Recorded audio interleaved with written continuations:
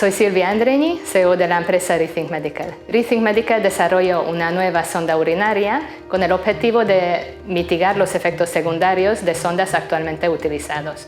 Estas sondas se insertan en la vejiga en caso de retención de orina e incontinencia y es muy probable que todos nosotros tengamos que utilizar un producto de este tipo en algún momento de nuestra vida. La inserción de una sonda en la vejiga en casos de retención aguda de orina puede complicarse.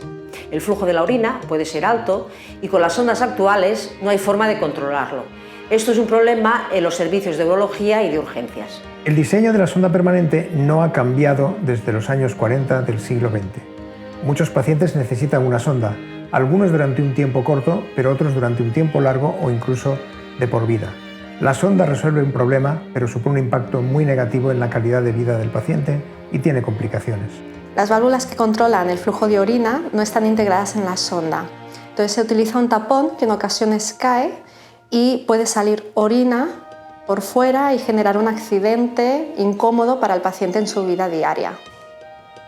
T-Control es la primera sonda urinaria en su categoría que permite controlar la salida de la orina en cada momento, tanto durante la inserción para que el proceso sea más fácil y más aséptico, como después para que los pacientes mismos puedan controlar la salida de la orina.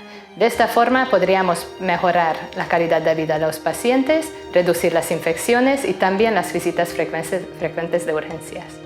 Con el apoyo de SIMPTI hemos podido ampliar los contactos con los stakeholders más importantes del sistema sanitario de una forma muy práctica, eficiente y sobre todo personalizada, no solo para avanzar con el desarrollo, sino para lograr que el producto llegue al sistema sanitario cuanto antes.